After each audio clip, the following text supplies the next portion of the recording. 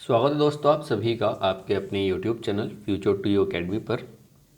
और आज जो हम स्टार्ट करने वाले हैं, जो आज हम जानेंगे वो हम जानेंगे BHIC 101, जो आपका सब्जेक्ट है इग्नू का BA से। तो उसका एक टॉपिक, उसी का जो यूनिट नंबर 1 है ब्लॉक 1 का, उसी को आगे कंटिन्यू करने वाले हैं और कोशिश करेंगे कि आज हम आर्कियोलॉजी वाले जो आपके सोर्सेज हैं उनको ख़त्म कर सकें। देखिए अभी हम क्या आते हैं, एंशियंट हिस्ट्री की जो सोर्सेज हैं जिनसे हमें पता लगता है कि कुछ ऐसा हुआ था, तो उनके जो सोर्सेज हैं हमको उसको हमने 3 चीज़ों में डिवाइड किया हुआ था। एक लिटरेरी सोर्सेज थे, दूसरा आर्कियोलॉजिकल सोर्सेज था और तीसरा हमने देखा था फॉरेन अकाउंट था। तो हम लिटरेरी सोर्सेज ख़त्म कर चुके हैं आज, और आर्कियोलॉजी जो है वो आज हम स्टार्ट करने वाले हैं और कोशिश करेंगे कि इसको ख़त्म कर दें। तो चलिए अब हम स्टार्ट करते हैं। और आपने चैनल को अभी तक सब्सक्राइब नहीं किया तो चैनल को सब्सक्राइब कर लो और अपने दोस्तों को भी शेयर करिए ताकि वो भी इसको जान सकें। चलिए तो स्टार्ट करते हैं। देखो आर्कियोलॉजी में क्या चीज़ें मिलेंगी। आर्कियोलॉजी में ये सारी चीज़ें थी, अभी तक हमने लिटरेरी में ये देखा, ये सारी चीज़ें वो थी जो हमें लिखी हुई मिली हुई थी।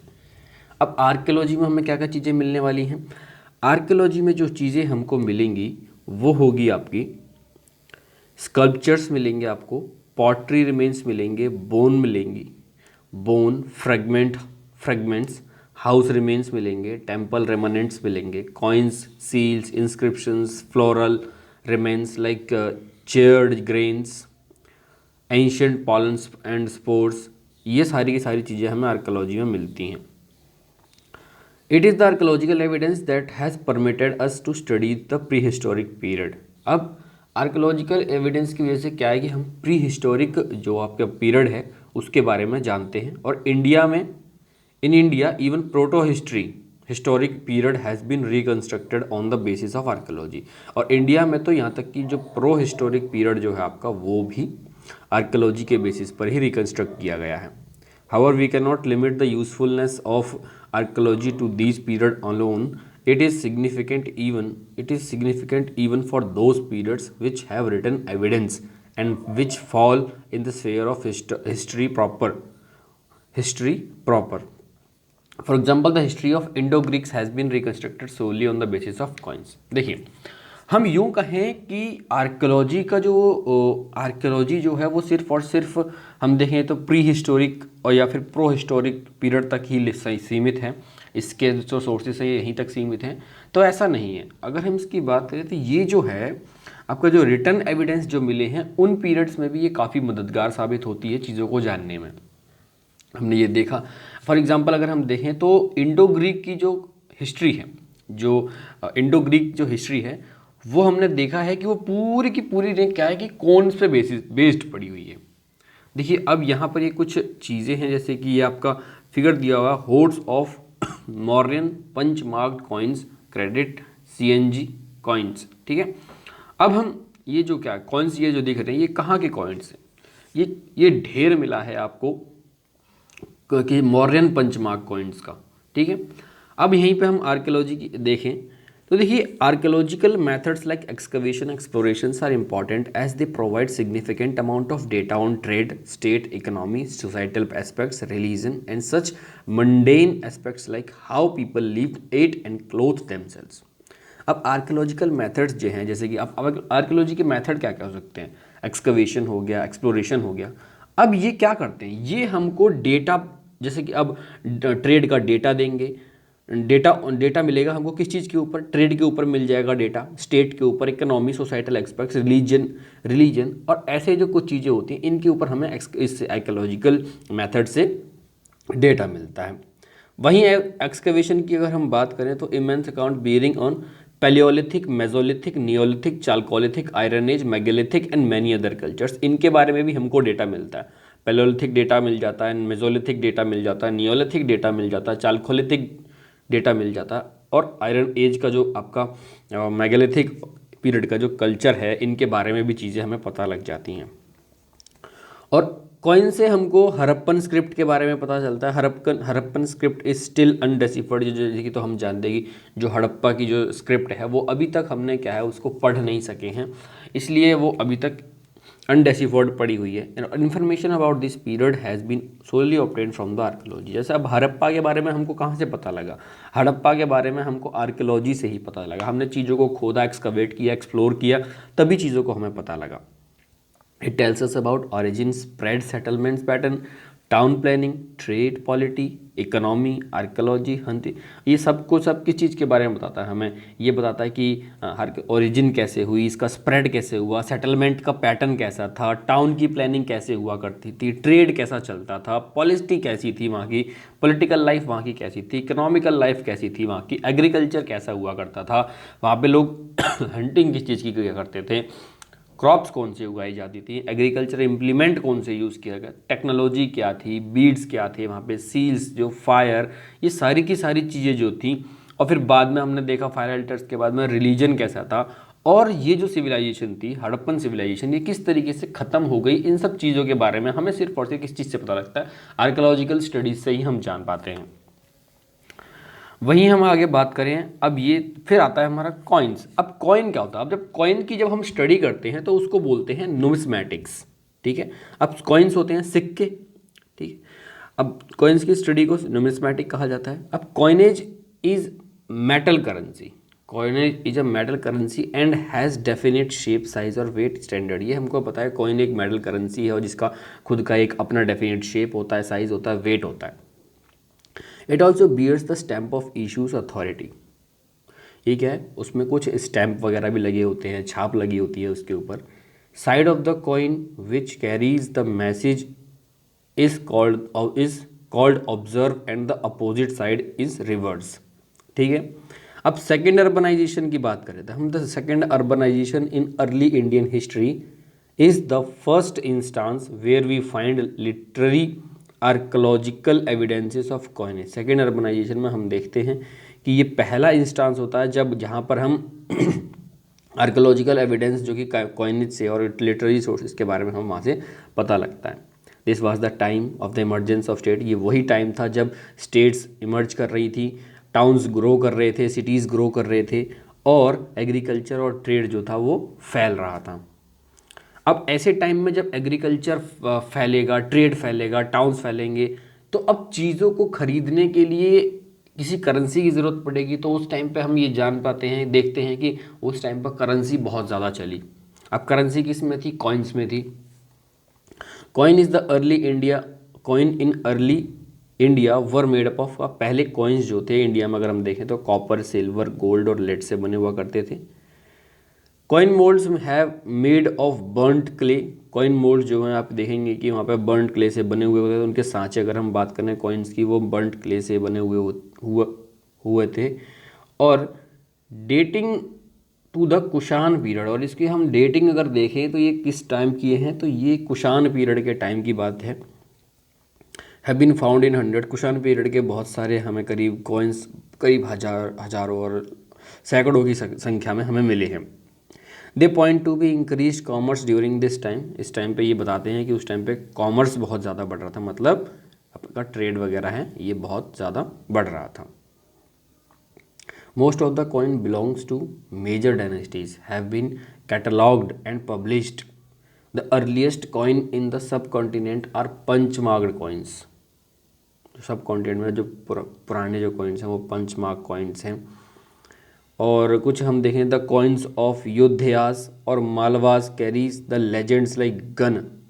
अब जो कुछ कॉइन हैं जैसे कि युद्धयास के और मालवास के हैं, उनमें क्या है लेजेंड, जैसे कि गन है जिसे हम गन बोलते हैं, which tell us about their non monarchical form of polity. अब गन से हमें ये पता लगता है कि उस टाइम पर वो क्या था, कि वहाँ पर नॉन मोनार्कियल पॉलिसी थी, नॉन मोनार्कियल पॉलिटी थी, वहाँ पे कोई भी मोनार्क नहीं हुआ करता था। The image of ship on the Satavahana coins of the Deccan पे। अब जो सातवाहना कॉइन्स जो थे वहाँ पर भी आपको इमेजेस मिल जाती हैं। Deccans bear testimony of the significance maritime trade. वहाँ पर सातवाहना कॉइन्स में हम देखते हैं कि मैरीटाइम ट्रेड का भी हमें पता लग जाता है वहाँ से। अब मौर्यन के बाद कुछ कॉइन बने जैसे कि लेड से बने, lead, potin, copper, bronze, silver और गोल्ड से मॉडर्न पोस्ट मॉडर्न टाइम के जो जो कॉइन्स हैं उनको हम देखते हैं। उसमें देखते हैं फिर उसके बाद जो गुप्ताज थे उन्होंने भी अपने कॉइन्स को इशू किया। उनके कॉइन्स जो थे वो गोल्ड कॉइन्स थे। उनको हम दिनार्स के रूप में कहते हैं, dinaras. They were well executed die struck coins, ठीक है। द ऑब्जर्व depicts the reigning king of the various. अब कॉइन्स फिर समुद्रगुप्त और कुमारगुप्त फर्स्ट के भी कॉइन्स थे। Them same playing the veena. अब समुद्रगुप्त और कुमारगुप्त फर्स्ट के जो कॉइन्स थे वहाँ पर हम देखते हैं कि कॉइन्स के ऊपर में वो वीणा बजा रहे हैं। वीणा जो वाद्य यंत्र है उसको बजा रहे हैं, ये हम देखते हैं। फिर पोस्ट गुप्ता पीरियड की जो कॉइन्स हैं उनको डिक्लाइन देखते हैं हम उनका नंबर में और प्योरिटी में। This became the basis of highly contested feudalism theory of R.S. Sharma, who believe that debasement of coin is increased use of cowries. अब यहाँ पर क्या हुआ कि कॉइन्स जो था उनकी number of decline, gold coins का नंबर डिक्लाइन होने लग गया, प्योरिटी कम होने लग गई। यहाँ पर R.S. शर्मा कहते हैं कि उस टाइम पे कौड़ीज जो थी, काउरीज वो बहुत बढ़ने लग गई। Cowries point to the decline of trade and commerce in this period. This of course has its critics, इसके कुछ क्रिटिक्स हैं। फिर आ जाते हैं आपके इंस्क्रिप्शंस हो जाते हैं। अब ये जो इंस्क्रिप्शंस हैं, अब जो इंस्क्रिप्शन की जो लोग स्टडी जो होती है, the study of inscription is known as the epigraphy. इसको एपिग्राफी कहते हैं। Inscriptions are carved on seals. Inscription जो हैं वो किसके ऊपर बनाए जाएंगे? सील्स मतलब छाप, मोहर के ऊपर बनाए जाएंगे।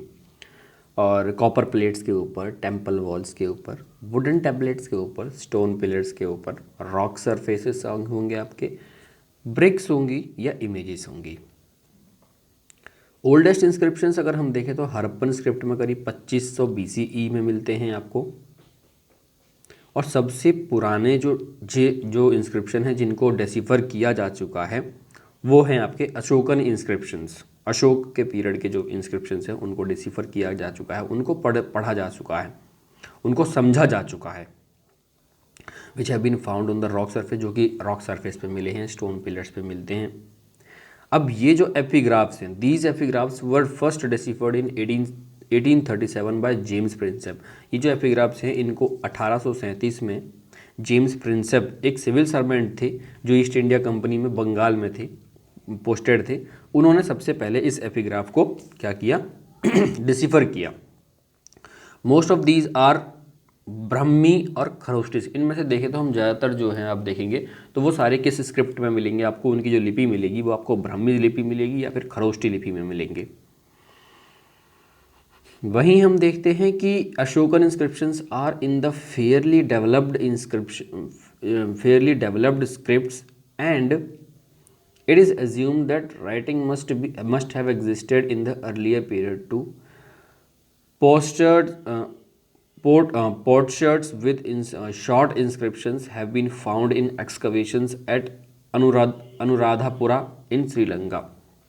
पोर्ट्रेट्स की हम शॉर्ट इंस्क्रिप्शन की अगर हम बात देखें, एक्सकवेशन जो अनुराधापुरा में है Sri Lanka, which can be dated to pre modern period of the 4th century BCE, जो कि हम देखते हैं कि प्री मॉडर्न पीरियड आपका जब 4th century BCE का है वहाँ पर डेट करता है। वहीं हम इंस्क्रिप्शंस की अगर बात करें तो inscriptions are of various kinds. Inscription बहुत अलग अलग तरीके के होते हैं। अब अशोकन इंस्क्रिप्शन की अगर बात करें तो कुछ तो रॉयल ऑर्डर्स हुआ करते थे परटेनिंग, जो कुछ रॉयल ऑर्डर हुआ करते जो कि सोशल, रिलीजियस और एडमिनिस्ट्रेटिव मैटर्स में एड्रेस करने के लिए official addressed to the officials और पीपल इन जनरल।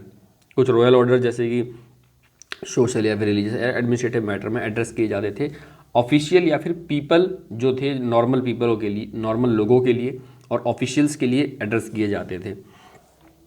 अब लुम्बिनी पिलर की बात करो, अगर लुम्बिनी पिलर एक इंस्क्रिप्शन ऑफ अशोका का टाइम का है, उसमें commemorative inscription since it records the visit of king to the Buddha birth place. अब लुम्बिनी पिलर पे जो इंस्क्रिप्शन है वो ये बताता है कि किस टाइम पर बुद्ध जहाँ जन्मे थे वहाँ पर जब किंग का विजिट हुआ तो उसके बारे में बताता है। फिर then there are memorials like the sati stone. कुछ मेमोरियल भी हैं जैसे कि एक सती स्टोन है और द हीरो स्टोन हम जिसे कहते हैं, सम ऑफ विच कैरी इंस्क्रिप्शन, इन पे भी इंस्क्रिप्शन हैं। यहाँ पर डोनेटिव इंस्क्रिप्शंस भी मिलेंगे आपको। देखो मेमोरियल्स के इंस्क्रिप्शंस मिल गए, लुम्बिनिक पीरियड मिल गया। आप इधर आपने देखा कि रॉयल ऑर्डर्स वाला है। डोनेटिव इंस्क्रिप्शंस होते हैं जहाँ पर ये पता लगता है कि राजा ने कितनी ज़मीन किस चीज़ के लिए दी है, टेम्पल के लिए, श्राइन के लिए, ऐसे करके जो इंस्क्रिप्शंस जो बताते हैं वो डोनेटिव इंस्क्रिप्शंस में आ गए। अब inscriptions which eulogize their patrons begin with prashasti. अब कुछ इंस्क्रिप्शंस ऐसे थे जो कि अपने पैट्रोन्स को यूलोजाइज करते थे, उनको प्रशस्ति जैसे एग्जांपल की बात करें हम तो हाथी गुम्फा इंस्क्रिप्शन है एक खारवेला का। ये पहला 1st सेंचुरी BCE का किंग कलिंग के टाइम का है। और इलाहाबाद प्रयागराज पिलर इंस्क्रिप्शन है जो गुप्त किंग समुद्रगुप्त का है। वहीं हम देखते हैं कि कुछ इंस्क्रिप्शन रिकॉर्ड ऐसे भी हैं जहाँ जो कि डैम का, रिजर्वॉयर का, टैंक का और टैंक वेल और चैरिटेबल फीडिंग हाउसेस के लिए भी इंस्क्रिप्शंस लिखे गए थे। जैसे कि जूनागढ़ इंस्क्रिप्शन की अगर हम बात करें, शका रूलर रुद्र दमन, ठीक है, जूनागढ़ इंस्क्रिप्शन जो है आपका एक शक रूलर थे रुद्र दमन रिकॉर्ड, उनका कंस्ट्रक्शन ऑफ वाटर रिजर्वॉयर के बारे में बताता है। Sudarshana lake during the period of Chandragupta Maurya के पीरियड के टाइम की बात है ये। Its completion during the reign of Ashoka and its repair also find some miscellaneous types such as the labels. उनकी जो इंस्क्रिप्शंस की बात कर लेते हैं तो वो कुछ मिसलेनियस टाइप्स भी जैसे कि लेबल्स हो गया, ग्राफिती हो गया, रिलीजियस फॉर्मूली हो गए, राइटिंग्स ऑन सील्स हो गए, ये आपके हो जाते हैं। वहीं फिर हम देखें inscriptions are good source of political, social and economic history. Inscription से हमको क्या है कि एक बहुत ही अच्छे से हमको पॉलिटिकल सोर्स के बारे में पता लगता है, सोशल और इकोनॉमिकल हिस्ट्री के बारे में भी पता लग जाता है। They are valuable tools for the historians as they tell us about contemporary events and about the common people. अब ये जो इंस्क्रिप्शंस होते हैं ये एक बहुत ही ज़्यादा एक वैल्यूएबल टूल्स होते हैं, किसके लिए? हिस्टोरियंस के लिए, ताकि उस टाइम के समकालीन इवेंट्स के बारे में पता लग जाता है, उस टाइम के लोग, कॉमन लोगों के बारे में इन सबसे पता लग जाता है कि उनका क्या सोच थी, क्या करते थे, क्या नहीं करते थे। इन सब चीज़ों का हमें इंस्क्रिप्शन से पता लग जाता है और इस इंस्क्रिप्शन की वजह से पॉलिटिकल, सोशल और इकोनॉमिकल लाइफ के बारे में भी लोगों की पता लग जाता है। फिर the spread of inscription is taken as an indicator of reasoning kings domain. अब इंस्क्रिप्शन से हमें क्या है, ये भी इंडिकेट होता है कि उस टाइम पर कौन से किंग का डोमेन था वहाँ पर। Many inscriptions contain useful information about genealogy. अब कुछ इंस्क्रिप्शंस ऐसे भी हैं जो कि लोगों की वंशावली के बारे में भी बताते हैं, डायनेस्टीज़ के बारे में बताते हैं। Sometimes names of even those kings who have been missed out in the main genealogy, land grants of Pallavas, Chalukyas, Cholas periods inform us about the revenue system. अब कुछ लैंड ग्रांट्स हैं जैसे कि पल्लवास के, चालुक्यास के, चोल पीरियड के, वो हमें रेवेन्यू सिस्टम के बारे में बताता है, एग्रीकल्चर डिटेल्स और पॉलिटिकल स्ट्रक्चर्स के बारे में बताता है। कुछ इंस्क्रिप्शंस हैं जैसे कि inscriptions have many more use, इसके बाद भी काफ़ी यूजेस हैं। जैसे फॉर एग्जांपल अगर हम बात करें, they help us to date the sculptures on which they occur. वो ये भी बताता है कि किस टाइम पर आपकी जो किस टाइम पर, देखो एग्जांपल अगर हम देखें तो ये हमको ये भी बताता है कि जो इंस्क्रिप्शन जिस भी स्कल्पचर के ऊपर लिखा हुआ है उसके बारे में और वो किस समय हुआ था, ऐसा जो भी काम हुआ था वो किस समय होता है, इसके बारे में बताता है। और ये हमें ये भी बताते हैं कुछ रिलीजियस सेक्ट्स जो कि एक्सटिंक्ट हो गए हैं, जिनके बारे में नहीं पता है, तो उनके बारे में भी ये बताता है। जैसे एग्जांपल है एक आजीविकास का है, और ये हमको हिस्टोरिकल ज्योग्राफी के बारे में भी बताते हैं इंस्क्रिप्शंस। और हमको ये आइकॉनोग्राफी, हिस्ट्री ऑफ आइकॉनोग्राफी के बारे में, arts and architecture, history of literature and languages, इन सब के बारे में बताता है। Even performing the arts like music, यहाँ तक कि जो आर्ट्स और म्यूज़िक है इसके बारे में भी ये बताता है। They are more reliable than the literary text as they are not always religious in nature. अब ये क्या है कि एक बहुत ही ज़्यादा रिलायबल सोर्स होते हैं, क्योंकि अब लिटरेरी सोर्सेज में हम देखते हैं कि वो ज़्यादातर ना रिलीजियस होते हैं इन द नेचर। अगर हम देखें तो यहाँ पर थोड़ा सा दिक्कत आती है, ठीक। देन उसके बाद जो हम अगली वीडियो में जो हम पढ़ेंगे वो हम पढ़ेंगे फॉरेन अकाउंट्स। फॉरेन अकाउंट्स में हम कुछ ग्रीक राइटर्स जैसे कि सेंट्रोकोटास है, विलियम जोन्स है, सेलियोस एनवॉय है, मेगास्थनीज है, इनके बारे में कुछ जानेंगे हम। ग्रीक और रोमन्स के बारे में ही जानेंगे। फिर ये चाइनीज़ हैं कुछ, इनके बारे में जानेंगे। तो ये हम नेक्स्ट वीडियो में देखते हैं।